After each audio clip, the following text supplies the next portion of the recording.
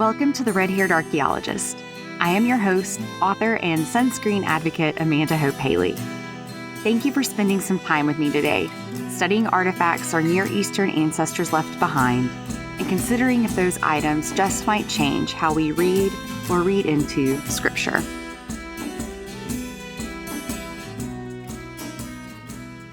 Last week, we took a look at the story of Abram's migration into Egypt during a time of famine. We considered when the story may have taken place, and unfortunately, we could only pinpoint an earliest possible time, the time period that is called the Middle Kingdom.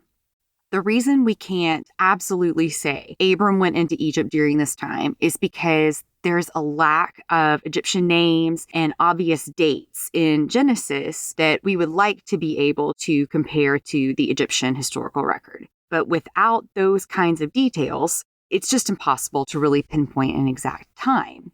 Sadly, this kind of fuzzy feeling of not knowing exactly when stuff happened, it's going to continue into our next story that we're going to look at actually this week and next week. This one's a big one. It takes 2 weeks. We're going to talk about Joseph now. This story is a lot longer and it's a lot more detailed. Even though we still can't perfectly locate Joseph in the Egyptian records, there is a lot more here that we can explore. As a reminder from last week, any comparison that we make between Israel and Egypt's timelines must begin at the earliest possible place that we absolutely know that they overlap. That is in the Bible in 1 Kings 11:40, when a pharaoh called Shishak invades Jerusalem and the temple. In the Egyptian record, that event is recorded on the walls of the forecourt of the Temple of Amun at Karnak. It is a pharaoh named Shoshank. Egypt calls him Shoshank. The Bible calls him Shishak. Pretty much everyone agrees it's the same person. He remembers things a little bit differently in the Egyptian record. He lists multiple cities that he conquered throughout Judah, but he doesn't actually mention Jerusalem there.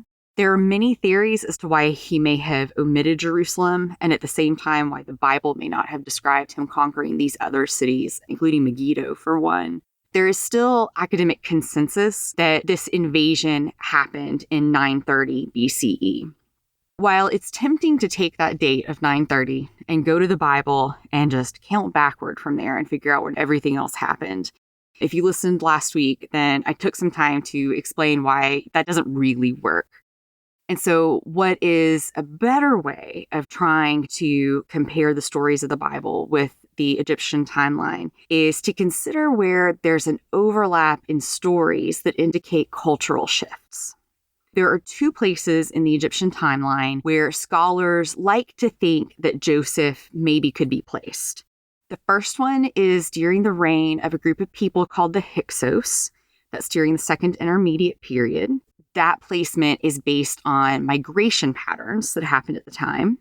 The second potential place is during the Amarna period, during the reign of Pharaoh Akhenaten in the New Kingdom. That is based on Egypt's first switch into monotheism. So today we're going to talk about the Hyksos and we're going to talk about those migration patterns. Come back next week and we're going to talk about the Amarna period and the entrance of monotheism into Egypt.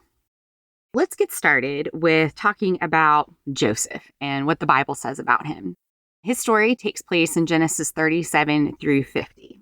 I encourage you to pick up a Bible and read it for yourself, but I'm going to try to summarize it briefly. Because if you're listening to this in the car or something like that, it's not going to be super convenient probably for you to pull over, crack open this story, and read what is really one of the longest narratives in the entire Old Testament. This is a really important story, and honestly, it's a very entertaining story. The characters are really well developed, and just as literature, it's a lot of fun to read. So it starts in 37, and we're catching up with the family of Jacob. Jacob has a second name. He's also been renamed as Israel.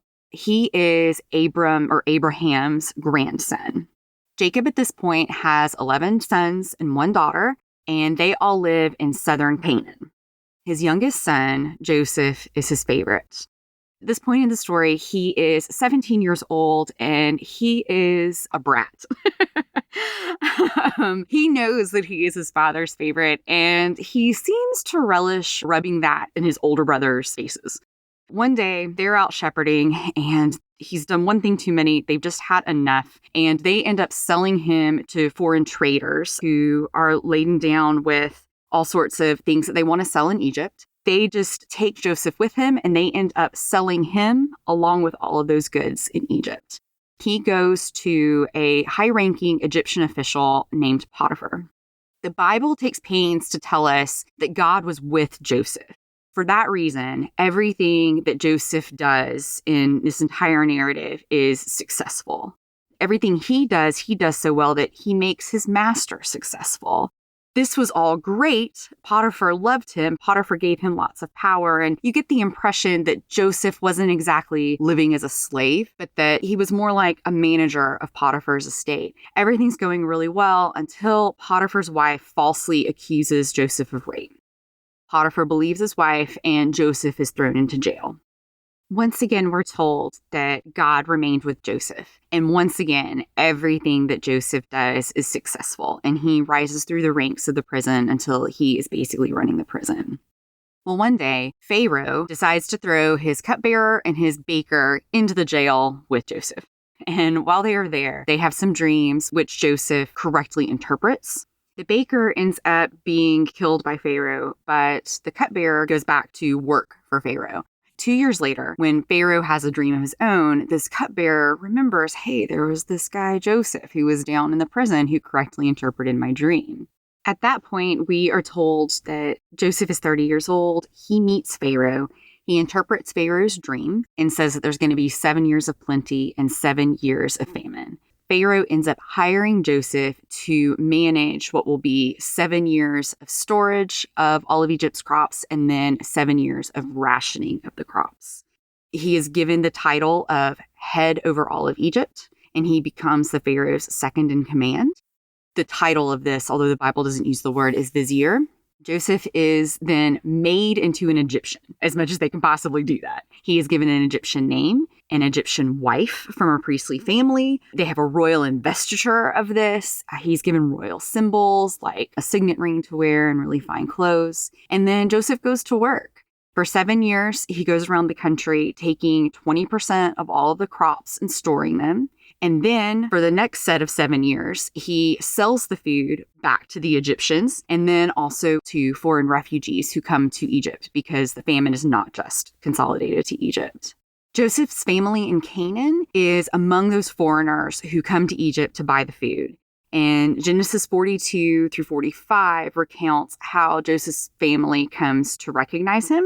This is really just a fun story, and you get a glimpse of then almost 40-year-old Joseph sort of morphing back into his 17-year-old self, really sticking it to his brothers. I encourage you to read that narrative with an eyebrow raised and, with a willingness to kind of laugh at some of the shenanigans that are in there. Once Joseph at the end of this reveals himself to his brothers and there is reconciliation, he invites his entire family and all of their households to move to a place called Goshen.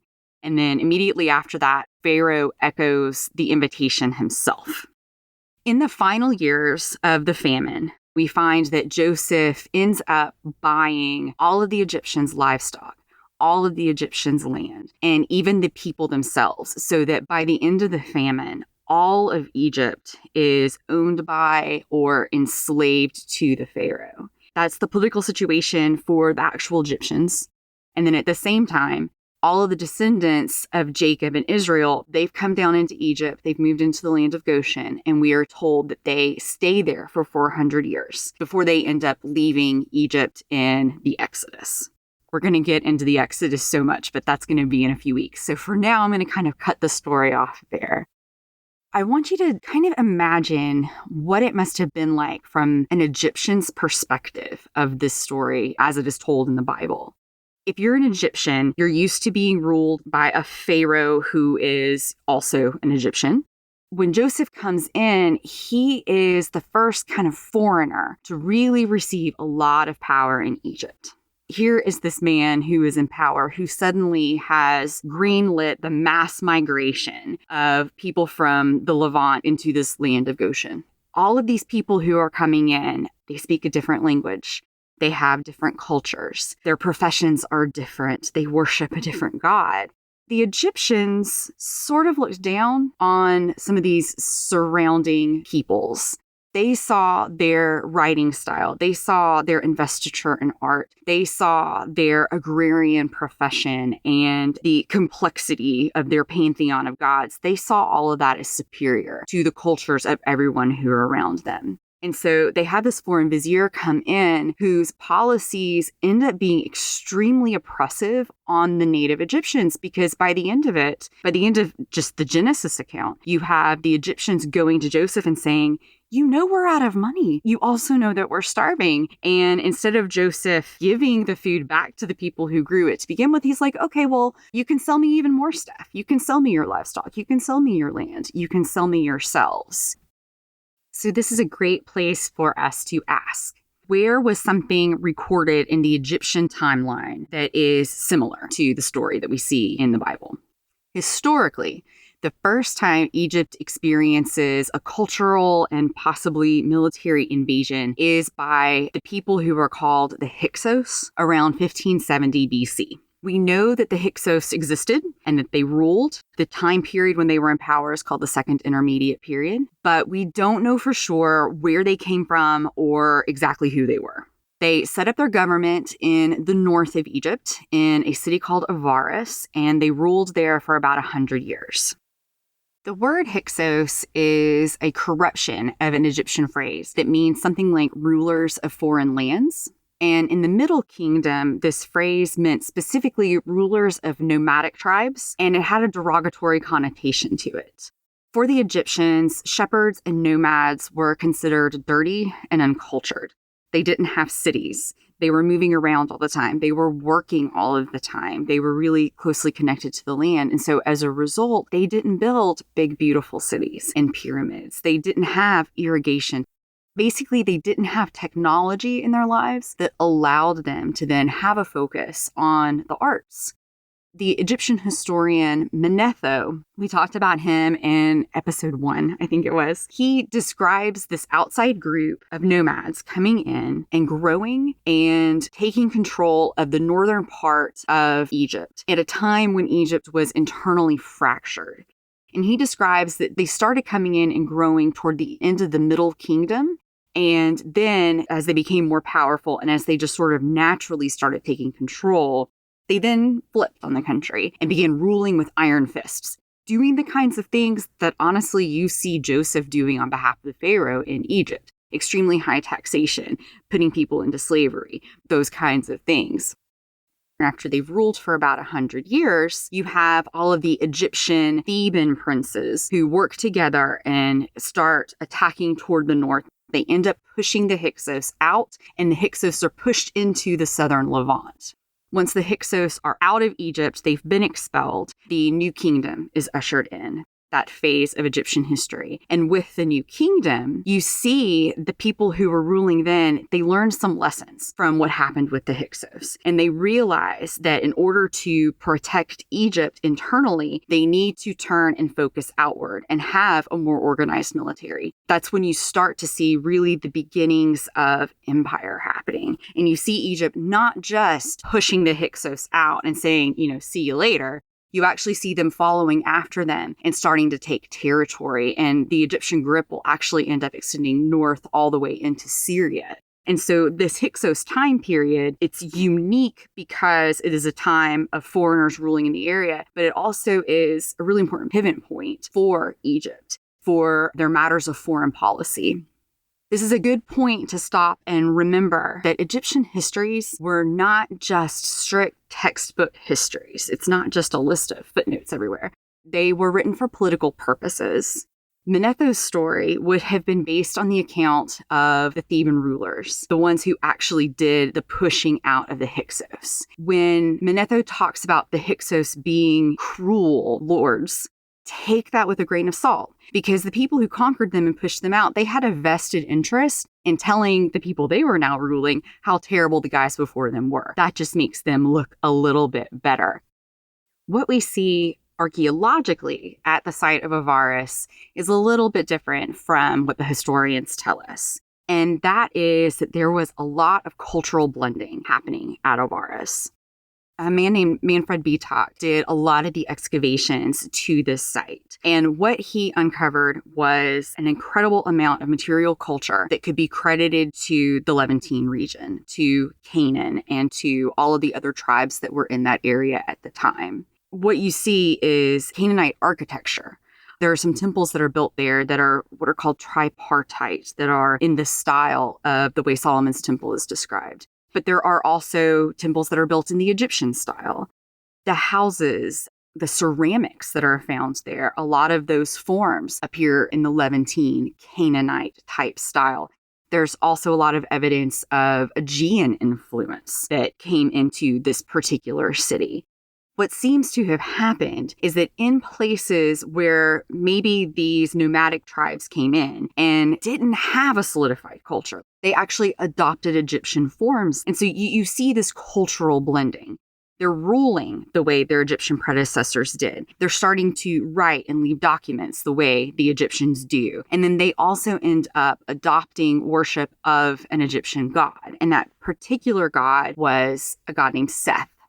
In Egyptian mythology, one of the origin stories revolves around a god named Osiris. Osiris was an early human, and he brought civilization and culture to Egypt. He had a brother named Seth, who was very, very jealous of him, and Seth murdered him and dismembered him and scattered the parts of his body all throughout the land. Osiris's wife, who also happened to be his sister, was named Isis. And she went and she collected all of the parts of Osiris from the land and put him back together and posthumously conceived their son Horus. She raised Horus in secret. And once he was old enough, he went out and he sought revenge against Seth. Well, so there's a divine tribunal that finds out that this is going on. And they hear the trial between Horus and Osiris and Seth. And they end up siding with Horus and Osiris. At this point, Seth is exiled. And he becomes known as the evil one. He gets associated with the desert. Horus ends up becoming the ruler of the living, and Osiris becomes the judge of the dead. The Hyksos Seth, their version of Seth that they worshipped, was probably not exactly this Egyptian god, this evil one. But what it probably was they saw in Seth a god who was associated with the wilderness, with the place that they came from. And so they took some of the traditions of the worship of Seth and lay that on top of some of the worship of their own indigenous gods, maybe the god Hadad, somebody from the Canaanite pantheon. They put those together and they worshipped Seth, but it wasn't Seth as the Egyptians thought of him. Sadly, for the Hyksos, this worked really well for the later Egyptian propaganda machine because this was yet another way that they could just point to the Hyksos and say, these people were evil. They worshipped the evil one. And when the Theban kings returned to power, they immediately stopped this worship of Seth and returned the country to the worship of Amun. And we'll talk about Amun and Aten more next week. So when you take the archaeology from Avaris that shows a lot of Canaanite influence, you put that with the Egyptian historical record that describes nomadic people moving into Egypt over the course of several hundred years and becoming ruling pharaohs. When you put those together, it's a really compelling theory that the Hyksos were the Israelites. However, they left no mention of a man named Joseph as vizier of Egypt. And the downfall of the Hyksos was one of complete conquest, not a voluntary exodus, as the Bible describes. So this isn't a perfect theory. And I don't want you to settle your mind that Jacob's descendants were definitely Hyksos. Because next week, we're going to go about 200 years into the future, and we're going to take a look at when monotheism came into Egypt. The Red-Haired Archaeologist podcast is researched, hosted, and recorded by me, Amanda Hope Haley. It is sound edited by Nicholas Allaire. New episodes are released each Thursday. To interact with me and other listeners, make sure you click the follow button on the Red-Haired Archaeologist pages on Facebook and Instagram. Then check out my website, theredhairedarchaeologist.com, where you can subscribe to my monthly newsletter, sign up to join me on next year's tour of Israel, and book me to come speak in your hometown.